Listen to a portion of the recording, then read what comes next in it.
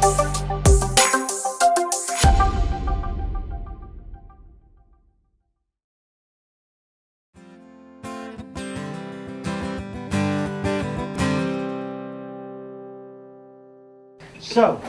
we are going to move into it this afternoon. We've got Jason Spence back with us, who you met yesterday, and to rave reviews, and by popular demand, we're bringing Jason back today, but he needed a crutch, so he called in Chris Clayton, who is a worship minister at Gateway Church, worship pastor, Gateway Church, and they're going to tell you how to do effective sound rehearsals, planning for making an effective presentation on Sunday morning by doing your homework with a good rehearsal and a good warm-up, and all those checklists and things that we discussed the other day. We've got those in there too. So I'm going to turn it over to them and let them roll. Guys. Well, great. Thanks for having us back today. Like yesterday, if you saw it, I'm used to being a monitor guy in the dark over on the side. So the iMag, I certainly don't need that. But you can put our presentation up, and that would be helpful. Chris is used to be on screen and on camera. I'm used to being in the dark. Anyway, so yeah, welcome to Productive Rehearsals and Soundchecks. My name is Jason Spence. Yeah, my name is Chris Clayton. I'm a worship pastor down in Franklin, which is just south here in Nashville, at Gateway Church. So, all right. So imagine, or maybe recall this past Sunday's service, and a loud crackling noise comes out of the PA. I was going to have it in the presentation, but I didn't want to send my sound friend up there scrambling. And that crackle's happening, during a prayerful moment, and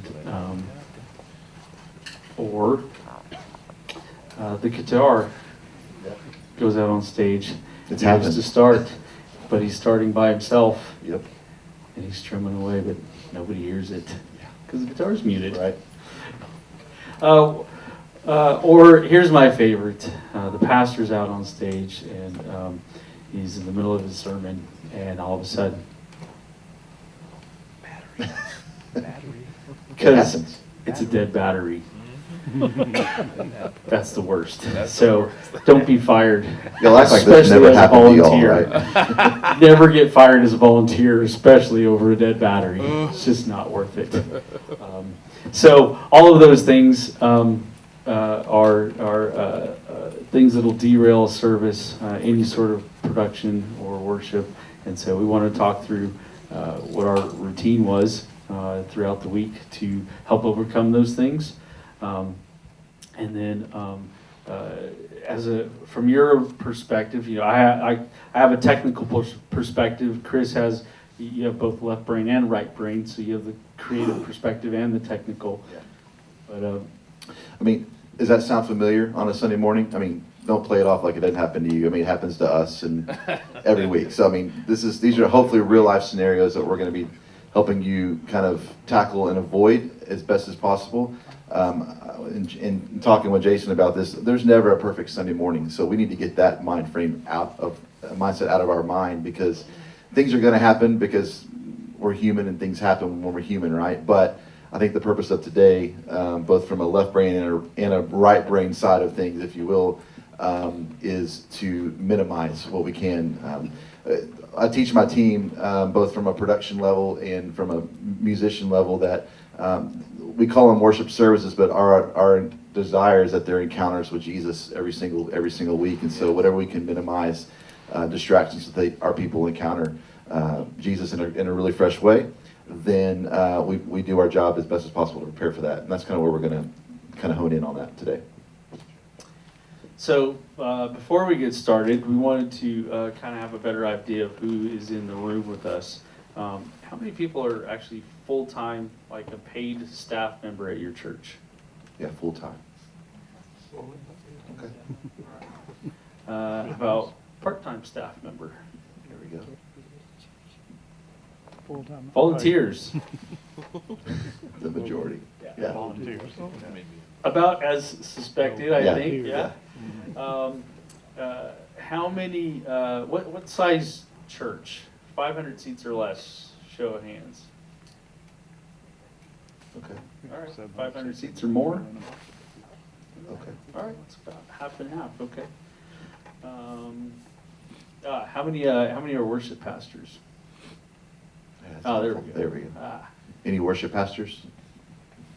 So this is what it was like yesterday, so we just Okay. started talking garbage about all you guys. I feel There isolated was a lot already. of vetting I'm yesterday, sweating. they got a lot off their chest yesterday. Okay, I think, yeah. Yeah. Cool. So I assume we're all production guys, right? I mean, that's kind of what we roll, whether it's sound, lighting, video, broadcasts in the mix, right? That's gonna, and from volunteers to staff. So that's kind of what we're dealing with, I think. Okay. Yeah. I do a lot of television broadcasts, and often when I speak with students here at Belmont or at MTSU or other competitors, Belmont, I'm always asked, how do you not mess up on TV? Well, it's because we spent the last week and a half messing up, and it's trying to minimize that. So that when you are live on the stage or broadcasting live to the internet or wherever, that you've vetted all those problems throughout the week. You've gone through a routine, so yeah. Yeah, we can just jump into it. So I think, like we talked about, really the idea is from a worship, you're going to get a little bit of technical input from him. You're going to kind of get more of a pastoral side of me. At my church currently, I wear a production director hat as well. That's just how we're staffed for at least for the next couple of months. Hopefully we're going to be changing that. But Wait, are you hiring? we are actually, but we'll talk Where do about I that apply? later. But at the same time, what I've learned is that the more that we can be prepared on the front end before we ever get to this idea of rehearsal, then it makes things look a lot smoother. We're going to kind of integrate kind of my checklist, what I do, and then kind of ping pong off each other some ideas and some thoughts on that. So. Do you want to start with your checklist? So I'll just kind of give you what I do, and this is probably, it could be very similar to maybe what you do since we're dealing with all production heads here in the room today. For me, it begins usually on a Tuesday. We have staff meeting on a Tuesday, and we sit with the whole staff, and we're a pretty small staff, 6 or 7 of us on staff, compared to some bigger churches. Obviously, they have full-time production, full-time, a lot of full-time worship staff. We sit around and then talk about kind of the flow of the day, which is a big deal. I make notes concerning kind of the flow, service flow, announcements. So I prepared graphics, what graphics need to be done. So Tuesday's kind of I got to wrap my brain around this whole thing for the week. And by Thursday, I'm hopefully getting some content in from various departments of ministry, whether it's students or kids, whether things that they need announced, things we need to push out on. We have an announcement reel in our lobby that goes all over our building, things that we want to highlight throughout the week. I know you guys have never dealt with this before, but pastors have this thing. We're going to vent on pastors now. So okay, so pastors have this thing where they just decide to drop their content at 5 o'clock on Friday, right? I mean, anybody feeling that? Like, anybody fight? Good. I'm not the only one. Okay, good. Right, wrong, or indifferent. That's who we serve, Wait, right? you get it Friday?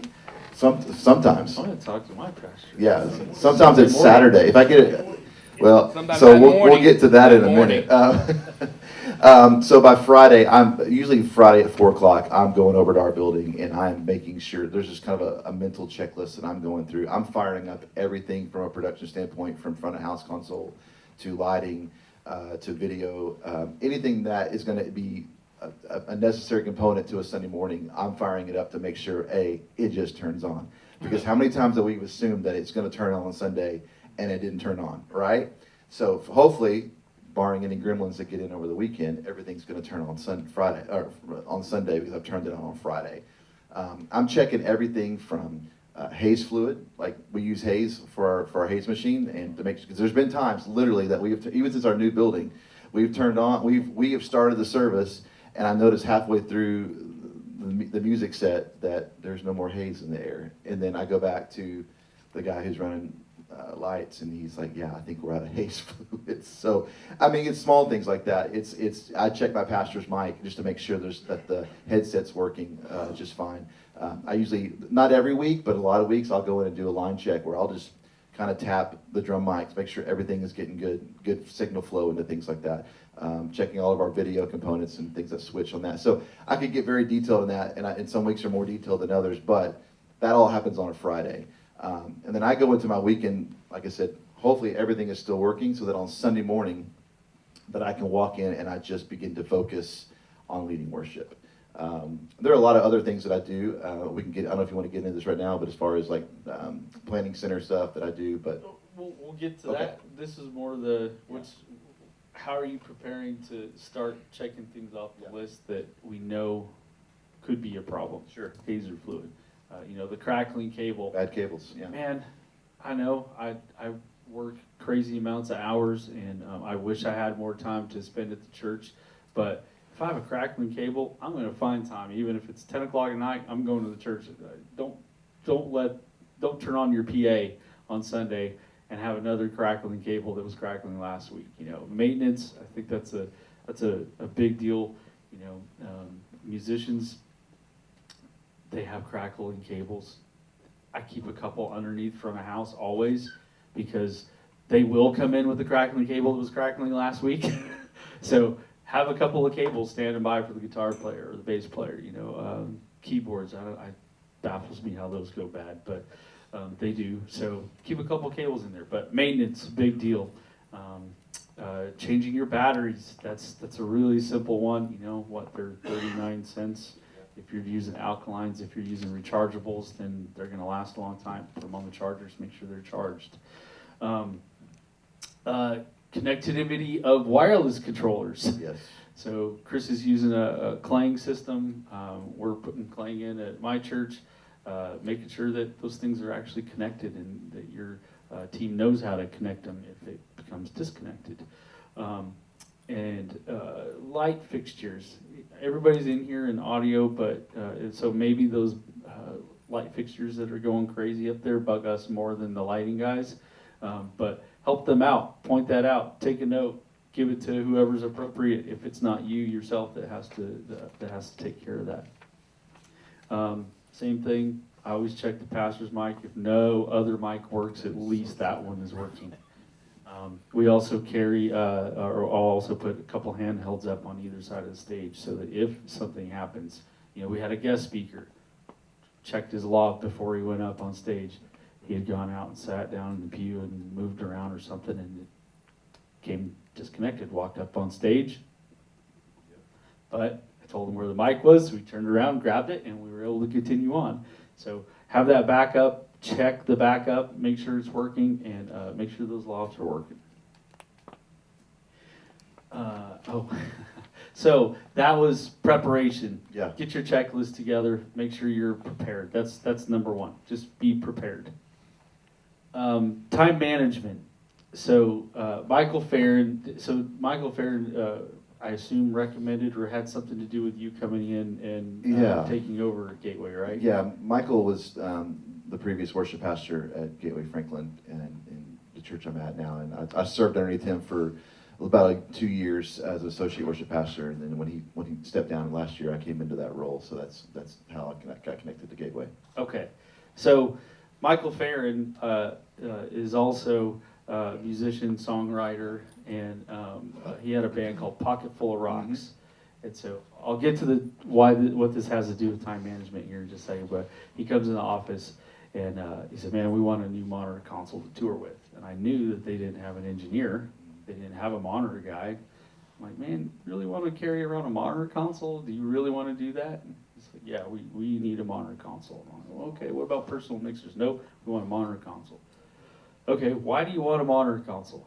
"Because we're tired of the sound guy learning what that knob does during our service." Yep. Because they were tired of that. So I talked about this a little bit yesterday, mixing monitors. But for time management and not annoying your guests and your worship band, don't learn what that knob does on Sunday. Use virtual sound check, come in, do pre-dials, turn knobs when people aren't in the room. I'm confident that your worship pastor or your pastor will give you access to the church on a Tuesday night or a Monday night or another night that isn't being utilized already to learn what that knob does. But manage your time, schedule that time, pre-dial your monitors. Yeah. Yeah, because again, and this is kind of holistic and global to maybe what we're talking about. And at the end of the day, like in my team at Gateway, there is a standard of equality, I guess, for lack of a better word, between musicians and production. So we don't, just because you're behind the soundboard does not mean you're any less of importance to the team that pulls off a Sunday morning experience at Gateway. But at the same time, all of our roles are to serve. We call them serve teams at Gateway. But your job is to help make sure that you're not being a distraction, but yet you're serving the musicians who are on stage. That doesn't make them better than you, right? But at the same time, you're imparting what God has given you from a talent level to make sure that they can do their job, and vice versa. So musicians have to come prepared, and we're going to get into that a little bit later, as well, so that you can do your job, and then there's no friction, hopefully, right? Yeah. One of the other things that I'd asked to talk about was just from a technical standpoint. How many are analog mixers still? Yeah. Okay. How about digital then? The rest of us are on digital mixers. And those using digital, are you using presets and snapshots? Yes. Yes? Yes. And for every song or for a starting template? Or I like your answer the best, actually. Me too. So definitely using presets will help you get to a starting position quicker. It'll also, presets are great for if you have revolving musicians, so you have a few different bass players or guitar players, then saving presets even on the personal mixers or on your console so that they have a starting point. But I also want to caution using presets. When digital consoles first came out, I programmed every thought into, I'd have 5 or 6 snapshots for one song, you know. And then we did a fly date, and I didn't know any of the cues. So there's no replacing learning the song. So time management, part of that is also learning the songs, you know. Bunny trailing a little bit from snapshots, but don't be reliant so much on them that you don't learn the song, because also they might come in and have a new arrangement. So maybe it's not even the way it was last time that you created those snapshots. Yeah, let me speak into snapshots or just even saving presets like from front of house, because we're one thing that we're an all volunteer people who run front of house or pro presenter or lighting, so it's all volunteer, and we're on a rotational side. So I have one guy that probably mixes front of house 3 out of 4 Sundays out of the month, and I have 2 other guys that kind of just roll into that rotation. But what I've noticed, even since our new building, because they didn't really do this on the old console, but then now that we have the new console, everybody has their scene, right? So, which creates a little bit of inconsistency in the mix. Now everybody's going to mix differently because everybody's got 2 different sets, different sets of ears, right? But what I'm having to do is eliminate their scenes and go, this is the bass scene, and you're happy to mix within that, but there's certain things like the drums never change, right? Like our drums stay the same, and we have the same drummer pretty much every single week, so even how he hits is going to be the same. I'm not saying he can't go in and tweak things, but we're getting into that role now of I'm going to get my drum EQ into it, and so we have no consistency. So on presets, I think you have to be a little bit careful in that you've got to kind of create a standard a little bit on presets for people to mix off of. Yeah, and so when you're using presets, do you recall save things? No? Yes, a little bit? Okay, one guy. I think everybody else look up how to do that. That's one way that I've used to make sure that I do maintain consistency between scenes and snapshots, is to use recall saves a lot for certain things that I don't want or needed to change, like the drums. So definitely using recall save can help you a lot in that. Anything else on that? Yeah, I think that's what I wanted to say on that, yeah. Let's see what else we talked about we were going to talk about. Tip I don't know, what was our tip in this? We probably just talked about it. Communication. So we've gotten prepared. We've maintained our system. We've fixed things. We've checked batteries. We've checked hazer fluid for our lighting friends if it's not us. Time management. We've pre-dialed our mixes. We've scheduled our team, and now it's how do we actually go about communicating and scheduling that team and communicating with the pastor. And I think you have probably more on this than Yeah. This is a big part of your job. So, just to kind of give history, I stepped into Gateway 3 years ago, and there was a system in place, but I wouldn't call it the most healthiest of systems in terms of communication. So my first year was kind of helping try to create a system of communication that could help us from a musician side to a production side, even communicating with other leadership outside of the worship circle, if you will, to make sure that we were all on the same page on Sunday. Because at the end of the day, we don't want to silo ourselves as worship and production guys from the rest of the purpose of Sunday morning.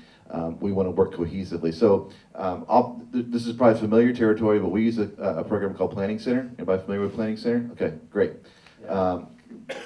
There's other outlets out there that do similar things. Planning Center seems to be the most known, I guess you could say, and for me, it's been the one that I've only ever used. Can I derail you Yeah. for 1 second? Can you turn those lights back on real quick? I need to send a photo to my pastor of how many people use Planning Center. Could you raise If your you use hand Planning one Center, more raise time? your hand. In fact, everybody just raise your hand. Okay, thanks, great. Appreciate it. I love it. So we use that as our primary, obviously, communication piece, as probably you do. So you're very familiar with it. I don't have to get in the weeds as far as what Planning Center does. But what I've learned is that Planning Center, obviously, if you're not familiar with it, it houses charts. I put my set list up there. I'm putting my set list no later than Thursday at noon is when I try to get it up. I know that the bulk of my musicians probably will not even look at it until Friday after work, just because of life happens. But I want to give them no excuse that I didn't get the songs into them in enough time, right? So they can't come up to me on Sunday and go, dude, I didn't even get this until Saturday. No, you had it since Thursday. You didn't look at it until Saturday.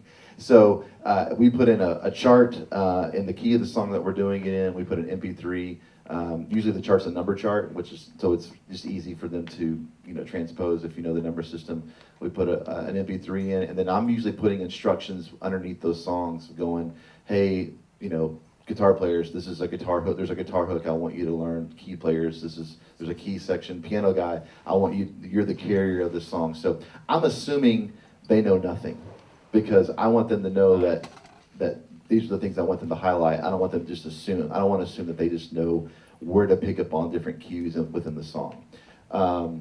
We schedule our teams out a quarter at a time. When I first came in, we were scheduling it out a week to 2 weeks at a time, and that just wasn't going to fly with me, because you know how much that causes stress level when you can't find a keyboard player and it's Friday, right? So we implemented this quarter system. So like we're about to release our April, May, and June schedule, and then obviously things happen, players get sick, vacations come up, work trips happen. Being in Nashville, it's a touring community, so tours demand things, so we have to adjust, but we're trying to get on the communication side as far in front as possible, so that there's no excuse that we don't have a team in place on Sunday. I think the overall holistic side of it, kind of the big picture, is we over communicate probably more than we need to, but I won't change that, because I don't want them to be any kind of loopholes that we did not communicate, whether it's from a song, a scheduling side of things. That's super important to it. And that, even if you're not in the band, you still share that with the technical team. Yeah, team. because I schedule production people as well. So we're scheduling front of house and lighting, and every single seat in there. We have a broadcast mix that makes audio just for our webcast. We have camera, guys and gals, and the directors. So there are seats we have to fill in there, and we're scheduling them as well that far out, so that there's no holes in that schedule. And again, as a sound mixer, right, it's knowing those songs is Yeah. critical. So I Yeah. have one question on the MP3. Yeah. Is it a track of the original cut, or is it something you guys have recorded because you've changed the arrangement? Well, so yes, it Okay. is. So we produce records within Gateway, Franklin, and so if it's songs, well, let me just give you a pretty new example. So I'm a songwriter. I write a lot of songs for the church, and I wrote a song yesterday, and I'm pretty high on it right now. So we're going to do it Sunday. So this morning I was building a demo for it, so I can put it on the set list. Because I could easily turn in what we call a work tape, which is just us recording it on our phone into the Apple, whatever they use. But again, I've got a very talented band, but we have a very limited. We don't do an outside rehearsal. So let me back up there. We just do Sunday morning, 7:30. First service is at 9.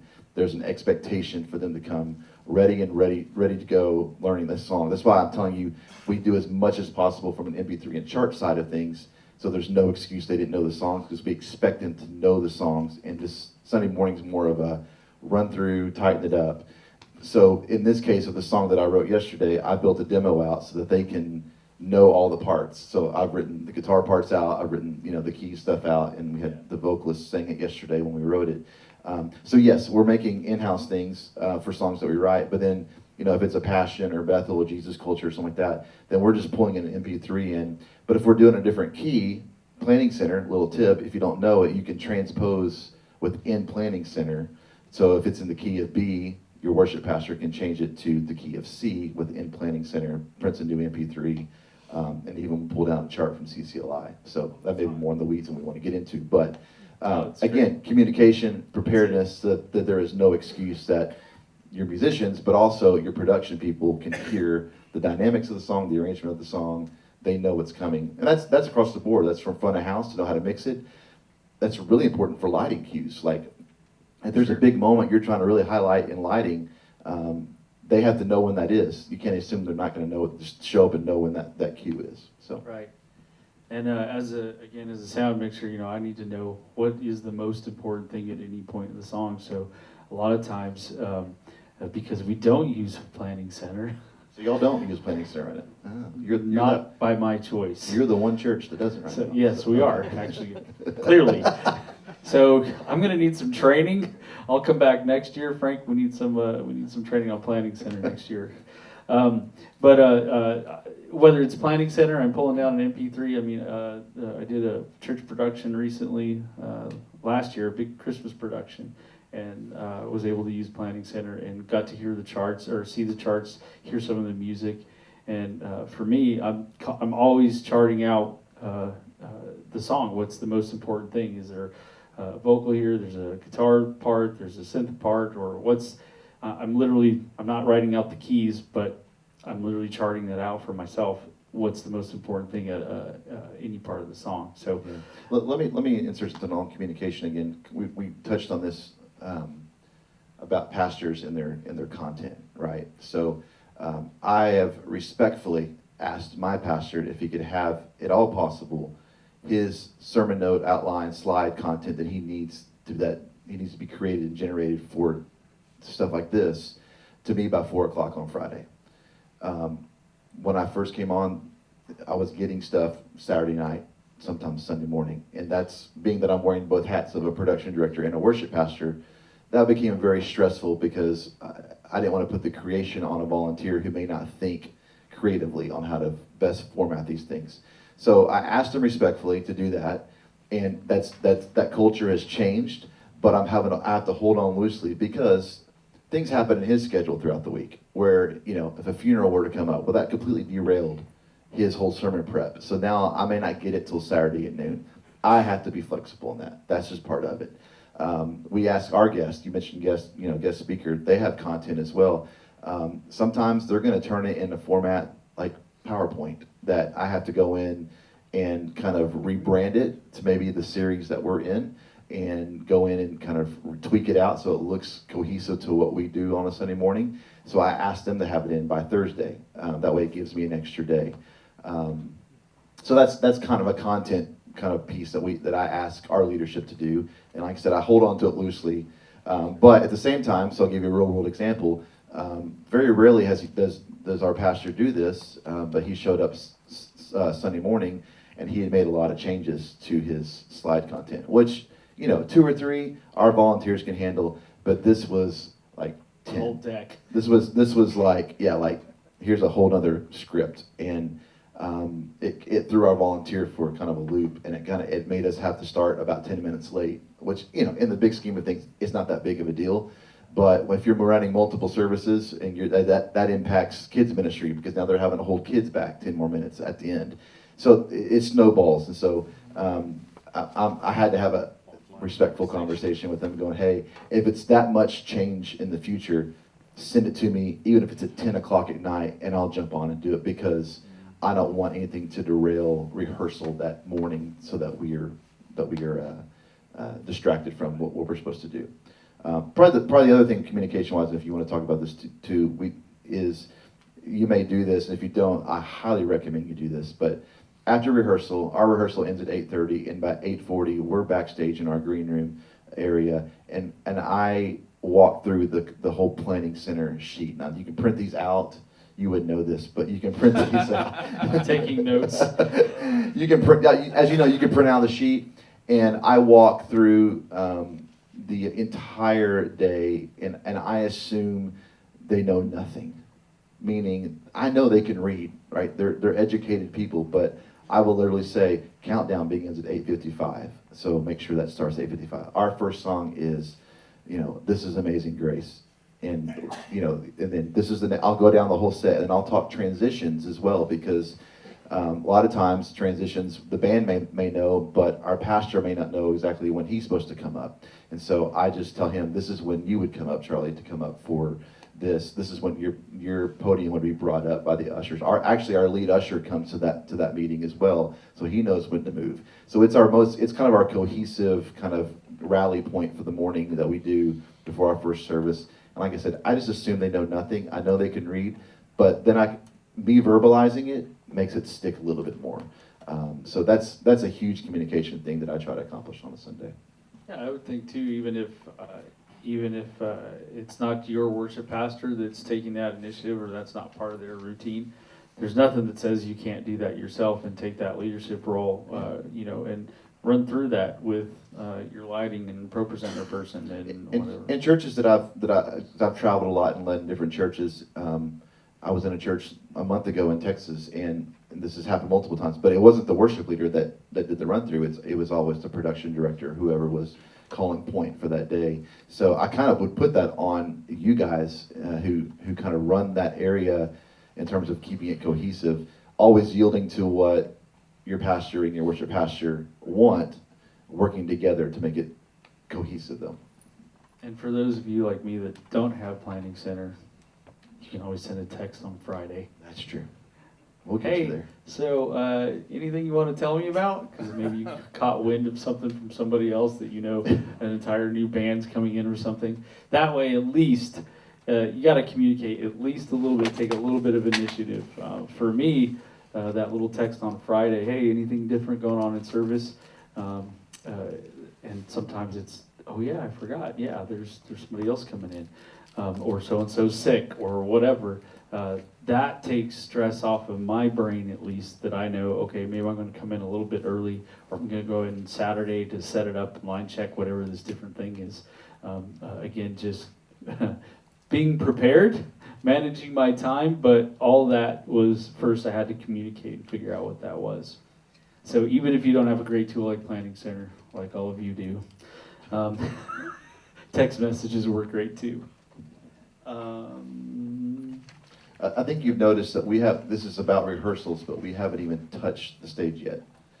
Right. So to the actual rehearsal, because I think we really wanted to stress that before your musicians ever show up on us on a Thursday night before rehearsal, whenever you do rehearsal, there is so much prep that goes into this from before you ever hit a downbeat, which will save so much. Because maybe this is you. I've been in a ton of churches rehearsals before where the band shows up and then something happens with a cable or sound happens and it goes out, and then your band guys and gals and vocalists are just having to sit there. And then we don't honor their time that they've carved out of their week because they're volunteers, so we need to honor their time from away from their family and jobs and work and all that stuff, and they're having to sit there. If a lot of this was already done ahead of time, then they're walking into an environment that's already ready and prepped for them to do what they're supposed to do on a Sunday morning, or on Thursday night for rehearsal, So, per se. how many of you have rehearsals during the week? Yeah, okay. And the rest of us Sunday morning? How about none at all? Wow, all right. I thought I was bad with no planning center and one rehearsal Sunday morning, so, all right. Kudos to you.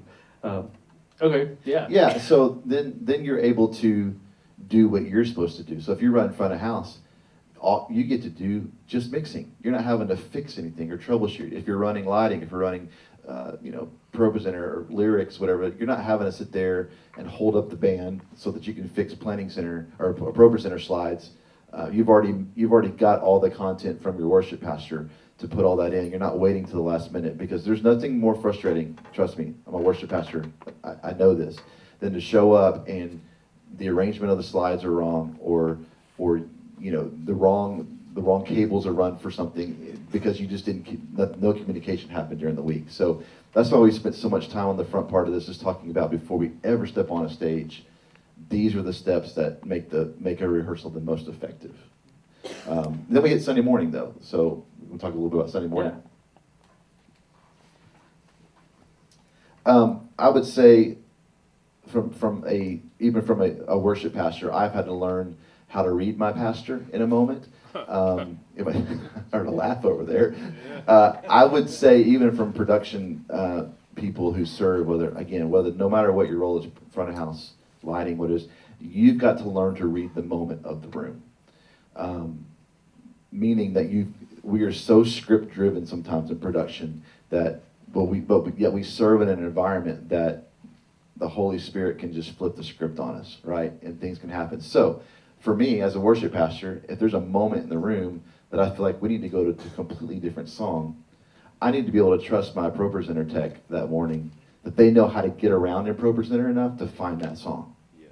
You know what I'm saying? There's a search bar within Pro Presenter, and you type in a few keywords, and I guarantee you within seconds, depending how fast your computer is, you can find that song, and they should have that much, authority, because they're helping lead worship through that position. But second of all, training, they know how to get to that and put those slides up within a matter of seconds. So before you hit the search bar, what do? You need to hit the black screen. Thank you. Because nothing is worse than the wrong lyrics sitting up on the screen while you're in another song, right? So, but again, that's all about reading the room, because I need to have permission as the worship pastor, because I wear the pastor hat of going, okay, this is where our people need to go. And so I'm going to take them there, even though it's off the planning script that I just walked through in the green room, right? So I'm already countering what I just said, but it's just that interesting dynamic when we're in church, when the church and the Holy Spirit does something really unique, that we need to stay as flexible, but we have to trust our teams, even from a sound perspective, that they're, I may go off and do something completely different than what he or she's prepared to do, but they know how to adapt. One thing we even talked about when we were talking about putting this together is, I may pray as a worship pastor. My pastor may come up and pray during the worship pastor. Front of house guys, don't close your eyes, okay? Your eyes need to stay on that stage. Every tech, pro presenter, lighting, you're not gonna make God mad if you don't close your eyes during prayer, okay? But clearly God has a sense of humor too, because he just changed the run of service. He did. So don't get frustrated. This So- is what it is. So everything that we prepared for, basically what we're saying, everything we have just spent the week preparing for can quickly go out the window. But if we train our teams, and even as leads of our teams, if that's what your role is, if you've trained yourself and your teams well, they should be able to adapt to be fluid to the moment and not be a distraction. Because the worst thing is if we go to another song and the lighting guy's just like, well, I need to find a cue for that. No, if he just sits on that cue during that moment, that's less of a distraction than him trying to find something really pretty for that scene. Or if we don't have the lyrics for that song that's in, just go to a black screen and the worship pastor will lead them if he or she is trained well enough how to lead. So the script can be flipped. We have to maintain open-handedness even after all this prep. Actually, my son is 12, and this past Sunday, I started laughing because I was thinking about when we met and we're talking through this, hey, do you close your eyes during prayer? No, because that's when everything's going to change on me and I won't catch anything. So Sunday, he's 12 and he's wanting to learn how to mix. And he's sitting at the console and prayer starts, puts his head down. Like, what are you doing? Put your head up. But we're praying. Yeah, not you. You got to pay attention. And sure enough, somebody came up out of the audience of the worship team and started playing. Yeah. I said, if you'd had your head down and playing, then that would be muted right now. Yeah. So. One thing, whether this is right or wrong, I haven't figured out yet. But sometimes our front of house guys, in one of the services, like we have 2 services, right? So one of their services, he will set pastor's mic and then he leaves the console because it's not going anywhere. And it hasn't happened. Nothing bad's happened yet. So that's why I say I'm not sure if this is right or wrong to do that. But there have been times where he's been MIA when the bands come back up for the response time. And luckily, we've cross-trained a few people how to unmute some groups on a console, and it saved the day. But not until I go, from stage trying to get their attention. So again, you have to be engaged into what the service flow of the moment is. 90, an hour, 90 minutes, a couple hours. Yeah. You can do it. Yeah, you can do it. You can do it. Yeah, keep your head up. What else? I think we hit it all. I think that was it. Anybody have any questions at this point? I got a comment. Comment. Yeah, go ahead. We have a Sorry, do you mind turning the house lights up here? we have a QU32, I think. Yes? I think. But we have it connected to an iPad, and so whenever worship's over and the pastor starts preaching, I take an iPad up into the audience, and I sit there and listen in, and I can still control everything. Yeah, I sure. suggest. Yeah, as Technology. long as you're staying engaged and have control of it, absolutely. Pray your Wi-Fi didn't go down. Then there's that. And there's that. I mean, it's reality, right? Wednesday night, actually, another guy was doing sound, and I'm sitting there in service with my wife, and the next thing I know, the guy who's supposed to be mixing is sitting next to me. Who's got the board? Who's What are you flying the doing? Falcon? No, it's fine now. So you got to mentor your team too. So, okay, no, this isn't appropriate. If something happens, something takes off, whatever, pastor walks in front of the speaker or whatever, who knows? Anything could happen. So always paying attention. Mentor your team, mentor yourself. Don't be lazy. Put it on yourself. Fix that stuff. Be prepared. Communicate. At the end of the service, I always walk up and it takes me 2 seconds. Hey, any problems today? Yeah. Are we all good? And a lot of times, we don't like confrontation in church, right? So you could be opening a can of worms with somebody. So be careful, I guess, on your communication. But I always like to know, hey, what are any problems? And maybe they wouldn't have told me if I hadn't asked. But I can't fix it if I don't know. So that brings up a good point. So what we have in our worship ministry, Gateway, we establish what I call 5 pillars, and we filter everything from our worship ministry, whether it's the music side of worship or the production element as well. If it doesn't filter well through these 5 pillars, then it doesn't necessarily stick to our culture. And so one of those pillars is that we want to do everything with excellence. And so I tell our people, excellence does not mean perfection. They do not. It's not a synonym for each other on that. But what excellence is making sure that we're giving our best to what we do on a Sunday morning. But there is a bar, and so I've had to go in my time at Gateway and set a bar to what we want to achieve on a Sunday morning. Meaning the way things look, the way things sound, the way things are executed. It's never going to be perfect. So my expectation as worship pastor / production director is not perfect, and my pastor doesn't have this idea that it's got to be perfect or the Holy Spirit's not going to move. That's not the point.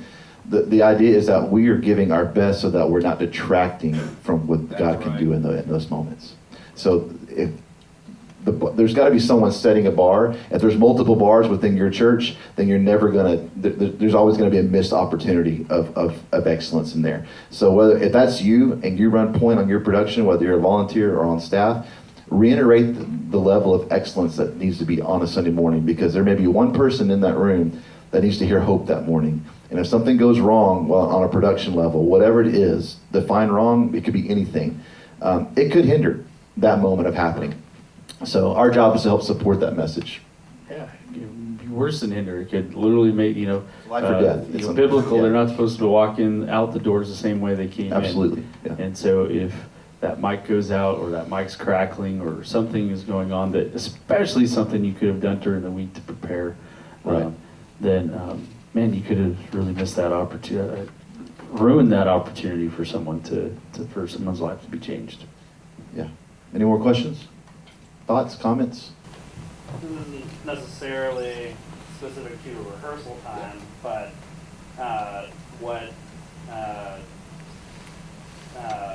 what things have worked well for you for like building and nurturing the culture of your volunteer pool? Yeah. If you didn't hear the question, he's asked what things have we done to help kind of build and nurture the volunteer pool. So this is non-techie answer, but one thing that I implemented quickly when I came on was we do quarterly team nights. In that and when I say quarterly team nights, whenever I refer to worship ministry internally at Gateway, again, it comprises both musicians, vocalists, and production tech people. So that's just the identity. It makes it easier for me to have to say, hey, worship and production team. No, it's just the worship team, because we're all pushing towards that idea of creating that moment of worship on a Sunday morning and whatever we lead. So I created this thing called team nights, which is not a new concept. A lot of churches do that, but I wanted to create community within our people so that they got to know each other outside of just sharing a booth space on a Sunday morning, and just the 3 hours they may spend between a rehearsal and 2 services. And that has changed the game for us, honestly, because now people know each other. They know each other's family dynamics. They know each other's jobs because they've gotten to hang out with each other. And then they're building community outside of that on their own. I'm not having to foster that. Like, I'm just giving them a catalyst once a quarter for them to have dinner together. We worship together. We pray together. We may do something fun together. Just they're in the moment for a couple of hours. They all look different. They're all usually at a different space, whether at church or another venue. But then it really just kind of excited my heart when I saw on Facebook a couple weeks ago 3 of our guitar players hanging out together, playing guitar and just talking shop. And then I look over about a month ago before that, and I see 2 of our front of house guys over there talking shop at his house about stuff. So it's community that's going to help nurture that. As far as growing it, man, there's not a magic formula to that, because I think some people feel intimidated by this whole production thing. Like, oh my gosh, there's so many lights and knobs. How can I ever do that? I say, you know what? If you have a servant attitude and you know how to be teachable, come on my team, because I can teach you how to run Pro Presenter. I can teach you how to, run a camera. Those are entry-level things for us that we can help. We have a ton of students on our team from a camera side of things. That's a great gateway for them to come in and just be, because they've got instruction from people around them, from the broadcast director who's helping them frame up shots. So nurturing, again, building is just like seeing it more than just an adult position, but students who, I was a student when I wanted to start doing this stuff. So someone took me underneath their wing, started nurturing me, and now I'm doing this for a ministry calling and a living. So so creating that environment, and maybe if the worship pastor isn't, man, there's nothing to stop you from to doing that yourself. I took some of our tech team out for lunch the other day. We stayed late after church because there was a problem with the camera. So we stayed, we fixed the problem, and we went out to lunch. And next thing you know, same thing. Hey, we should do that again and hang out over. So help foster and create that environment. Another question I get is age. Well, how old do they have to be on the tech team, on the tech crew? Well, I started when I was 11. The first time I mixed sound was in church, and I was 11 years old. My son's 12, so in my opinion, it's if they're showing interest, let them start getting involved. I don't think I have a camera operator that's older than 16 right now. My son's 16. With our new lighting software, he knows more about it than I do, and because he's immersed himself into it from the moment that it was installed by these guys. I mean, he's just enamored by lights. He was already doing lights in our old building, but it was a completely new system. And now he sits there, and I've walked in the house many times, and he's on YouTube watching Onyx videos, like how to program lighting. I'm just like, because he wants to do something within a service or within students or whatever, because we have the same software in students. He doesn't know, so instead of him waiting on me to figure it out, he's doing it. So I think students are driven sometimes, especially at that age, because they want to know.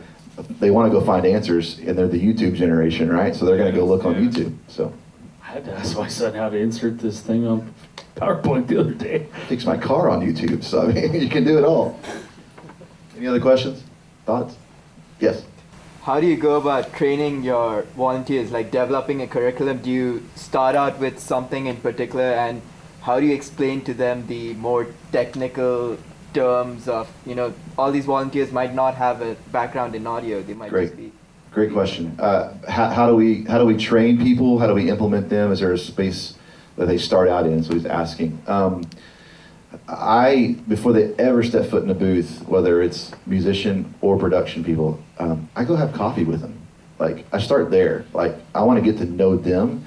And usually through that moment, through that hour and a half that I go have coffee or lunch with them, I quickly pick up on their bent of how they're bent to serve. So I'll ask probing questions as far as like, hey, give me some, and there's a questionnaire. I send them a questionnaire before this to kind of give me some history, whether they've served in churches or they, if they have any, being in Nashville, some people have road experience, what level of experience do you have? And I kind of take that to kind of as a jumping off point for conversation. And so a lot of them say, hey, I want to run front of house. And so then I'll get into the conversation and I realize they've never run front of house. They just think it's cool to do. And so I will not necessarily shut that down, but I want them to show up for a good bit of time, whether it's in students or whether it's in our main Sunday services, just shadowing and just learning. So, every front of house engineer had to start somewhere. We're not all born with this skill. We may be born with aptitude and talent, but there's a skill to it, obviously. But sometimes, even after that time, I've had to just say, hey, look, I don't think this is where you're best utilized, but I know that you've really taken ownership in broadcast directing, and you're killing it over there. So why don't we just shift you over there to broadcast? And it was like light bulbs go off for them sometimes because they realize, I love doing this and this is fun, but I've really found this passion. I think a lot of people find their passions once they're kind of immersed. So that's, from an onboarding standpoint, it's usually a meeting, it's shadowing, it's watching, and it's really dependent on what kind of skills they bring into it, depending on how long that lasts, and then depending on what the need is. We have 5 or 6 people who run Pro Presenter. I'm not going to turn them down, but that's not my biggest need right now. My biggest need is I need more camera ops. So because I know camera op can be easily trained, I'm going to stick them on a camera, and I'm going to spend some time, whether it's me or my right-hand guy, Tyler, who helps me a ton in production, really pouring into them to help them get that. So the one-on-one mentorship is still the best way to train people. Like, they can read books all day long, but culturally, from church to church, one-on-one is still the best way. Absolutely. I think in whatever department it is spending that one-on-one time with them. And what you have to go through a Sunday. If you need an acoustic guitar player, you're not going to walk out in the audience and go, hey, here's an acoustic guitar, get up there and lead worship. You can't expect that from the technical people as well, right? Even though sometimes that happens, and I see that more and more, or all too often.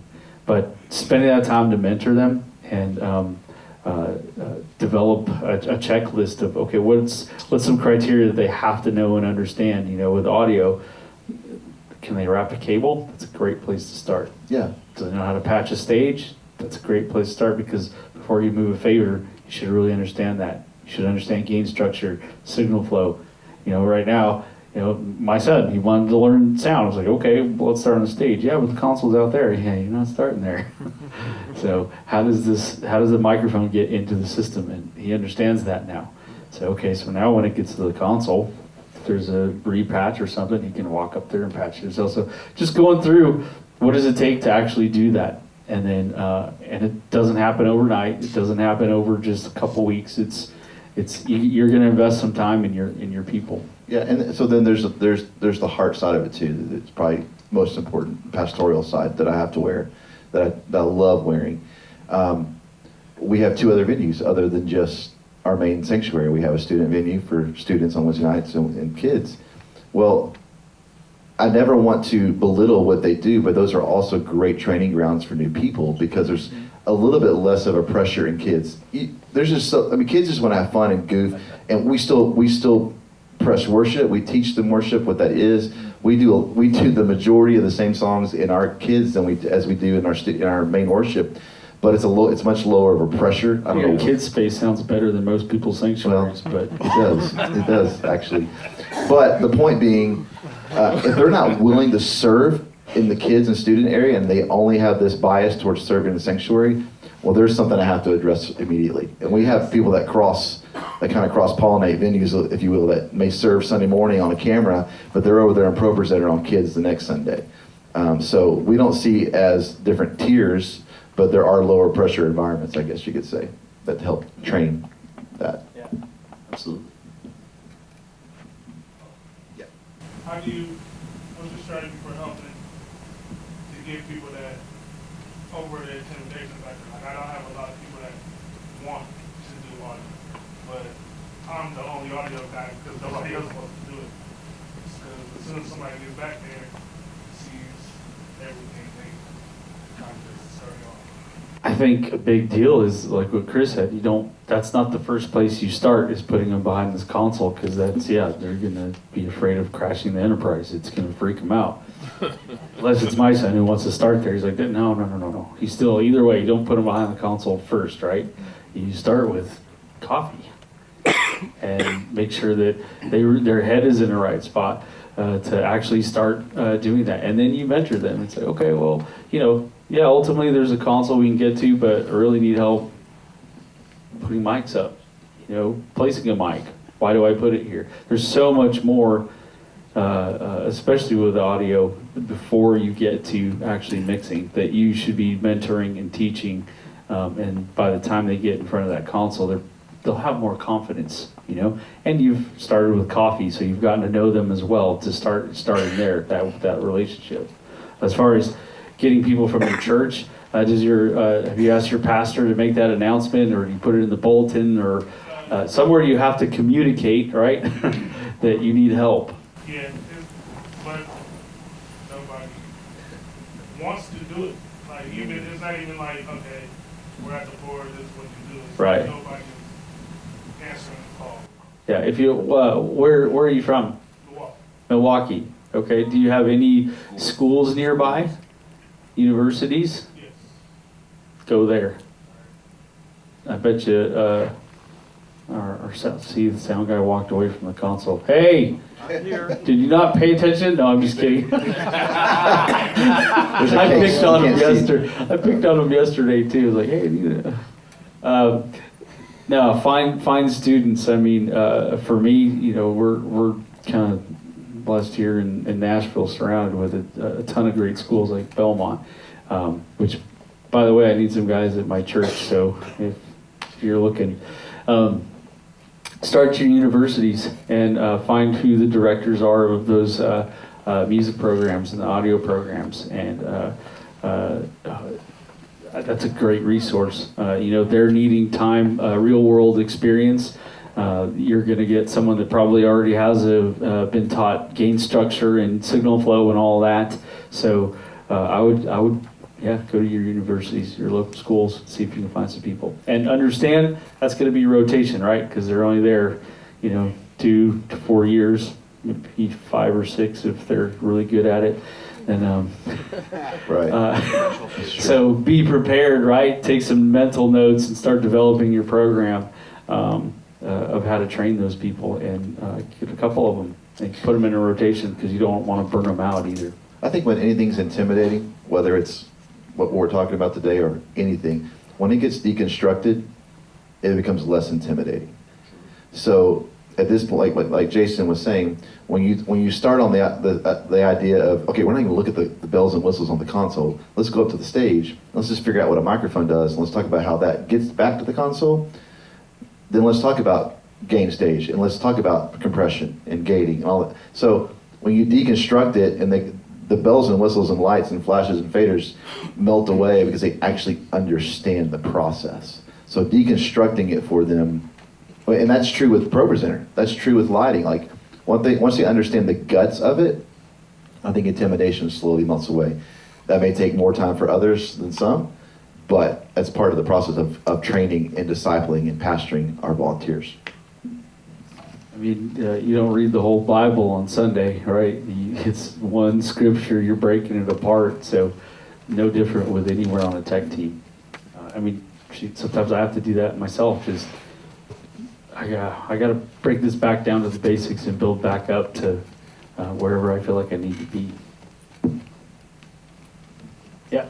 Just kind of a comment. I couldn't see where the other gentleman was over there, but I was kind of had the same issue. Our worship pastor has moved on. I'm the only sound guy. I need help. I can't be there every Sunday. Didn't know who had experience in the congregation, because being up in the balcony, I know everybody by the back of their heads anyway. So my little crude sense of humor is I went to our video guy and I said, give me 12 seconds of video with no audio on it. And then we come with this real loud music to come to the sound set, important a message, please pay attention. My pastor's in on it, and then all of a sudden, he's on things, a beautiful video, and all you see is lips moving. And so I come up on stage and I asked everybody, so what did you think of the message? And finally somebody says, well, we didn't hear it. And I'm like, great, I need your help. Why are you down here teaching this? You send me that video, I'll put it up on this link and we'll share it with everybody so you can play it on Sunday. Yeah, there you go. But what I did is we were That's fantastic, by the way. As I grabbed two guys off of it. One has 15 to 20 years experience and probably has more experience than I do. He joined the team. I've got another guy that's very tech savvy and understands a board. So, we were successful over me being a smart aleck. So that's great. No, it is. That's awesome. I saw more of you writing at that point than either comment. Wait, I'm taking down that link just in case, right? Email me. I'll send it to you. It's great. Hey, I was hiding in a church too. I was hiding as a tech guy, and it finally, I think we'd been going for a while, but the mic, it serves. Finally, my wife grabs and I'm like, just go fix it. Okay, but you know what that means, right? We're staying here because once you're in, there is no getting out.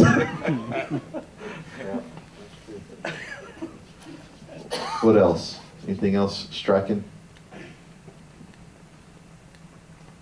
Guess we did our job. Cool. All right. Well, thanks very much for having us today. Hopefully this was helpful. I know it was AES and we didn't talk a ton of audio, but just like building mixes, if you're on any of these other sessions or mixing monitors, man, there's so much that goes into before you actually push faders up. There's so much preparation, so much time management, so much communication that has to happen in order for when you do push those faders up for it to be successful. So hopefully the rest of this was more technical and you got what you needed out of it from our other presenters, and we were able to add some perspective to that. But thanks for having us. Thank you.